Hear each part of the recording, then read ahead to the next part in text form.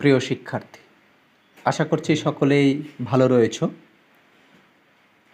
সকলকেই আমার চ্যানেলে স্বাগত জানাই। তোমরা সকলেই জানো এনআইএসডিএল সম্পর্কিত সমস্ত ধরনের তথ্য, সমস্ত ধরনের আপডেট আমি সময়ের সাথে সাথে দিয়ে থাকি। আজকে 3টে বিষয় রয়েছে, তাই ভিডিওটি অবশ্যই প্রথম থেকে শেষ পর্যন্ত দেখো।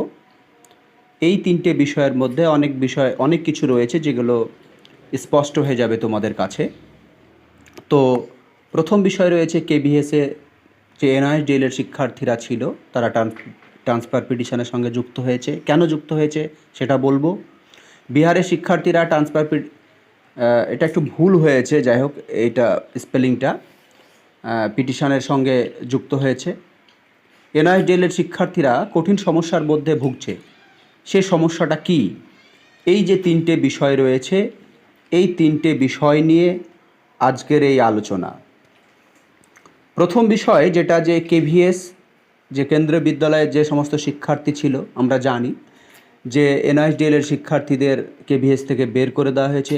সবথেকে দুঃখের ব্যাপার যে অনেকে পাশ করার পরেও, অনেকে ইন্টারভিউ দেওয়ার পরেও কিন্তু কেভিএসে তাদের জায়গা হয়নি।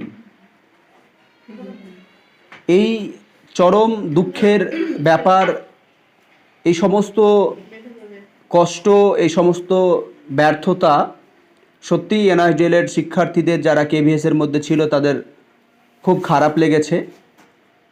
কেভিএস যারা এনআইএসডিএল শিক্ষার্থী রয়েছে তারা চায় যে তাদের ইনসাফ তারা ফিরে পাক, তারা যাতে তাদের ন্যায্য অধিকার ফিরে পায়। সেই কারণে যে অখিলেশ সিং চৌহানের উত্তরপ্রদেশে যে ট্রান্সফার পিটিশনের কেস সুপ্রিম কোর্টে চলছে, 29শে জুলাই যে কেসের শুনানি রয়েছে, সেই কেসের সঙ্গে কেভিএসের এনআইএসডিএল শিক্ষার্থীরা সংযুক্ত হতে চাইছে, যাতে করে তাদেরও কথা শোনা হোক এবং তারা তাদের কেরিয়ারের লড়াইয়ে অংশগ্রহণের যাতে সুযোগ পায়, সেই চেষ্টা কিন্তু তারা করছে।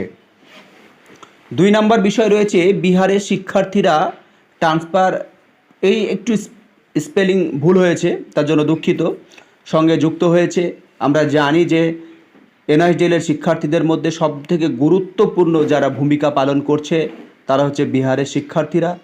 সবথেকে যথেষ্ট পরিশ্রম, তারপরে এনআইএসডিএল শিক্ষার্থীদের নেতৃত্বে দেওয়া, এনআইএসডিএল শিক্ষার্থীদের সামনের দিকে এগিয়ে নিয়ে যাওয়া, সমস্ত ধরনের কাজ কিন্তু তারা করছে, যাতে করে তারা তাদের বিভিন্ন যে পরীক্ষাগুলো রয়েছে, বিভিন্ন চাকরির ক্ষেত্রে অংশগ্রহণের সুযোগ পায়, তারা যাতে বঞ্চিত না হয়, তাদের যাতে সমস্ত যে প্রসিডিওর তাদের এনআইএস থেকে ডিএলএড করার জন্য স্থগিত হয়ে আছে সেগুলো যাতে ওপেনিং হয়, অনগোয়িংয়ে তারা যাতে সুযোগ পায়, তার জন্য তারাও চেষ্টা করছে টিপি বা ট্রান্সফার পিটিশনের সঙ্গে যুক্ত হতে, যাতে করে বিহারের শিক্ষার্থীদের কথাও যাতে এনআইএসডিএল শিক্ষার্থীরা সুপ্রিম কোর্টে শোনা হয়।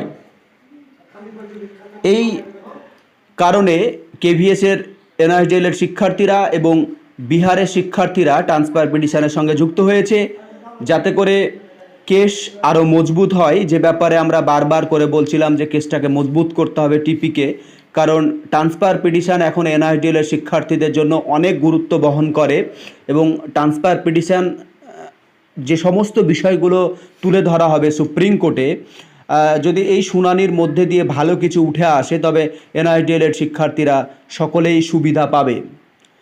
আর বিশ্বনাথ স্যারের যে রিভিউ পিটিশন চলছে সেটাকে একটু ডিলে করা হচ্ছে, কারণ এই কারণে ডিলে করা হচ্ছে যাতে টিপি বা ট্রান্সফার পিটিশনটা আরও বেশি সক্রিয় হয় এবং এর প্রসেসিং যাতে আরও ভালোভাবে করা যায় এবং সমস্ত বিষয় যাতে এই টিপি বা ট্রান্সফার পিটিশনের মধ্যে উপস্থাপন করা যায়। এর জন্য পুরো ভারতবর্ষ জুড়ে যে সমস্ত স্টেটে এনআইএসডিএল শিক্ষার্থীদের হাইকোর্টে কেস রয়েছে সেগুলো টিপির সঙ্গে যুক্ত করার আহ্বান জানানো হয়েছে।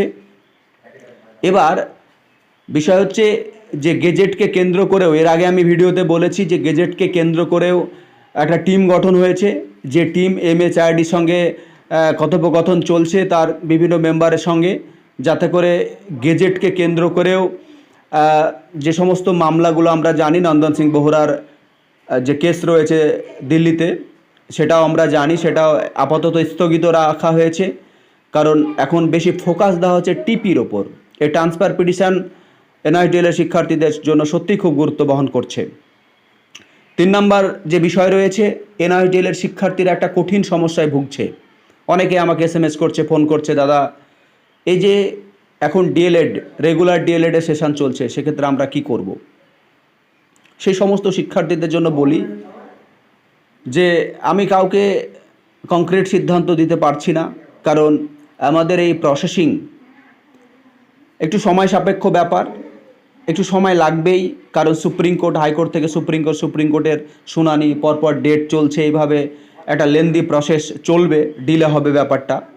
তবে এনআইটিএলের শিক্ষার্থীদের আস্থা রাখতে হবে যে এনআইটিএলের শিক্ষার্থীরা জিতবে, ভ্যালিড হবে এবং বিভিন্ন চাকরির ক্ষেত্রে তারা সুযোগ পাবে, এই আশা কিন্তু এনআইটিএলের শিক্ষার্থীদের রাখতে হবে এবং সকলের মধ্যে যে ইউনিটি, সেটা বজায় রেখে সামনের দিকে পথ চলা শুরু করতে হবে। তো আমার মনে হয় যে 29শে জুলাই টিপিকে কেন্দ্র করে যে শুনানি রয়েছে, সেই শুনানির মধ্যে দিয়ে ভালো কিছু আসবে এনআইটিএলের শিক্ষার্থীদের। এছাড়াও আরও রিভিউ পিটিশন রয়েছে, আরও বিভিন্ন কেস চলছে। তবে এতদিন যেটা বলছিল কোর্টগুলো যে হিমা কোহলি ম্যাম যে সঠিক প্রসিডিওর মেনটেন করতে, সেই সঠিক প্রসিডিওর মেনটেন করেই কিন্তু এনআইটিএলের শিক্ষার্থীরা সামনের দিকে পথ চলা শুরু করেছে। তারপরে আমাদের SPL দেওয়া হয়েছে, সেটাও প্রসেসিং চলবে। সব মিলিয়ে এনআইটিএলের শিক্ষার্থীরা সক্রিয় ভূমিকা পালন করছে। এখন দেখার বিষয় হচ্ছে শেষ পর্যন্ত কি হচ্ছে। তবে আশা করছি এনআইটিএলের দেরিতে হলেও, সময় লাগলেও